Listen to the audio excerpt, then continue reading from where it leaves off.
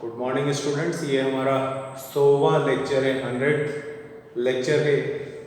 और इस लेक्चर में मैं आपको एक फॉर्मेट से रिलेटेड, अकाउंट से रिलेटेड क्वेश्चन सॉल्व करवा रहा हूँ।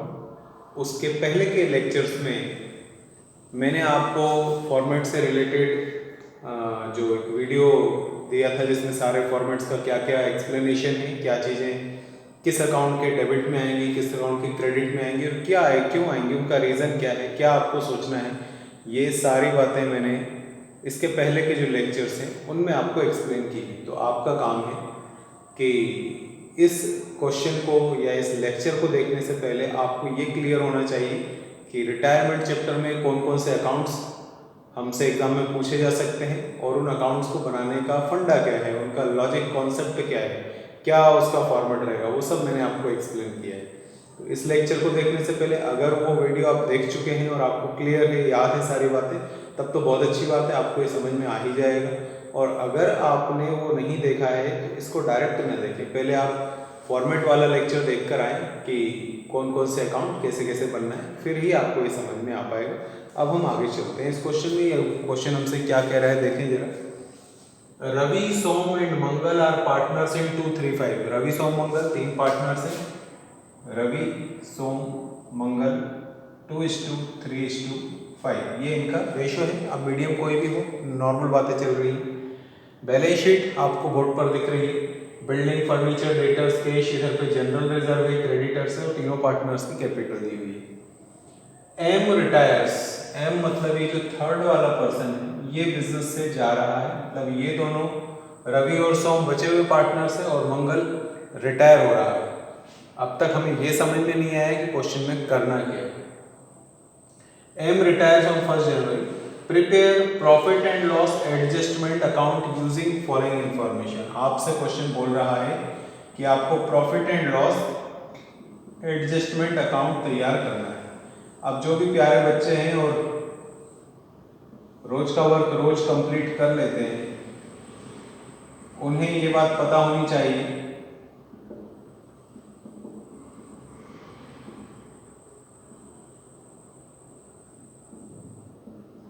कि profit and loss adjustment account कोई स्पेशल चीज़ नहीं है। ये वही अकाउंट है जो हमने एडमिशन चैप्टर के टाइम पर भी सीखा था और इसको हम रिवैल्यूएशन अकाउंट, पुनर्मूल्यांकन खाता भी बोलते हैं, हिंदी में लाभहानि समायोजन खाता भी बोलते हैं। तो हम वर्ड वही लिखेंगे जो क्वेश्चन बोल रहा है। अगर क्वेश्चन बोल रहा है रिवैल्यूएशन तो हम यहाँ रिवैल्यूएशन अकाउंट लिखेंगे। क्वेश्चन बोल रहा है प्रॉफिट एंड लॉस एडजस्टमेंट तो हम profit and loss adjustment account लिखेंगे। तो हमें फिलहाल रिवैल्यूएशन अकाउंट तैयार करना है और रिवैल्यूएशन अकाउंट तैयार करना आपके लिए बड़ी बात नहीं है। हम लोगों ने एडमिशन चैप्टर में भी ये चीज़ सीखी थी। एज इट इज जैसे वहाँ कॉन्सेप्ट था वही कॉन्सेप्ट यहाँ पर है। सब कुछ सारे फंडे वही हैं कि डेबिट में क्या आएगा, क्रेडिट में क्या आएगा, सारे लॉजिक्स वही हैं। तो आप प्रीवियस वीडियोस देखिए, अगर किसी ने फॉर्मेट का वीडियो नहीं देखा हो तो उसके बाद इसको समझिएगा। और जिन्होंने देख लिया है उन्हें तो पता ही है कि प्रॉफिट इस साइड आएगा और लॉस डेबिट में जाएगा। तो अब हम आगे चलते हैं। पहली पॉइंट बोल रहा है बिल्डिंग फर्नीचर इंक्रीज्ड बाय 5%। मतलब बिल्डिंग जो कि हमारी प्रॉपर्टी है, फर्नीचर भी हमारी एसेट्स है, दोनों की वैल्यू बढ़ गई है। आपकी प्रॉपर्टी की वैल्यूज बढ़ना आपके लिए हर एंगल से फायदा ही है, लॉस तो हो ही नहीं सकता है। तो ये फायदा है, इसमें क्रेडिट को लिखेंगे बाय बिल्डिंग बाय फर्नीचर। और अमाउंट कितना, तो ये लिखा हुआ है 5%। तो बिल्डिंग दिख रही है आपको 40,000 की यहाँ पर और फर्नीचर भी दिख रहा है 20,000। दोनों का 5% निकाल कर यहाँ लिख दीजिए। तो 40,000 का 5% 2,000 और 20,000 का 5% 1,000। ये हमारी बिल्डिंग और फर्नीचर का प्रॉब्लम कंप्लीट हुआ। अब इसके बाद नेक्स्ट एडजस्टमेंट आप देखिए क्या दिया हुआ है, पीडीडी। ये इसलिए लिख दिया क्योंकि पहले भी हम इन चीज़ों को सॉल्व कर चुके। प्रोविजन फॉर डाउटफुल डेट, संदिग्ध ऋण संचय बोलते हैं इसको। प्रोविजन फॉर डाउटफुल डेट्स 10% बनाना है डेटर्स पर। इसका मतलब डेटर्स हमारी एसेट्स होती हैं, वो कस्टमर्स जिनसे हमें पैसा लेना है उनको हम डेटर्स बोलते हैं। तो 10% प्रोविजन फॉर डाउटफुल डेट्स का मतलब ये है कि डेटर्स की वैल्यू 10% कम करनी है। अब किसी भी एसेट्स की वैल्यू बढ़ रही है तो वो फायदा है, कम हो रही है तो वो लॉस होगा। तो इसको डेबिट साइड पुट करेंगे। To provision for doubtful debts complete लिखिए, शॉर्ट फॉर्म नहीं। तो डेटर्स हैं 15,000 के, उसका 10% निकालेंगे तो आएगा 1,500 रुपीज़। नेक्स्ट है हमारे पास डिस्काउंट ऑन क्रेडिटर्स। क्रेडिटर्स हमारी लाइबिलिटी है, और अगर किसी को एसेट्स लाइबिलिटीज क्लियर नहीं है तो आप बोर्ड पर देख सकते हैं, जो लाइबिलिटी साइड लिखा होगा वो ऑब्वियसली लाइबिलिटी है, जो एसेट्स में लिखा हुआ है वो एसेट्स है। तो क्रेडिटर्स लाइबिलिटी है 12,000 की, और क्वेश्चन बोल रहा है कि डिस्काउंट ऑन क्रेडिटर्स 5%। अब डिस्काउंट का मतलब किसी भी सिचुएशन में किसी भी एंगल से डिस्काउंट का मतलब इंक्रीज करना नहीं होता, डिस्काउंट का मतलब डिक्रीज करना होता है, कम करना होता है। तो क्रेडिटर्स हमारी लाइबिलिटी है, और लाइबिलिटीज को 10% कम करना है। अगर आपकी कोई भी लाइबिलिटी कम हो रही है तो आपके लिए नुकसान नहीं है, आपके लिए तो प्रॉफिट वाली बात है। जैसे एसेट्स का बढ़ना फायदा है, ऐसे लाइबिलिटीज का कम होना भी फायदा ही है। तो ये प्रॉफिट है, इसको क्रेडिट में लिखेंगे।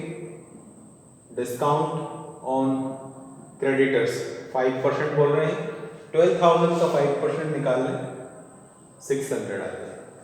लास्ट है provision for legal expenses 200। Provision for legal expenses, अगर प्रोविजन वर्ड समझ में नहीं आता है तो लीगल एक्सपेंस मतलब खर्चा, खर्चे कभी प्रॉफिट तो हो नहीं सकते, लॉस ही होंगे, उस कॉन्सेप्ट से अपन इसको डेबिट में डालेंगे। तो यहाँ पर लिख दें, पूरा वर्ड लिखिएगा, provision for legal expenses 200 rupees. ये हो गया है कंप्लीट, पुटिंग हो गई है। बैलेंस निकालें तो ये होगा 3600,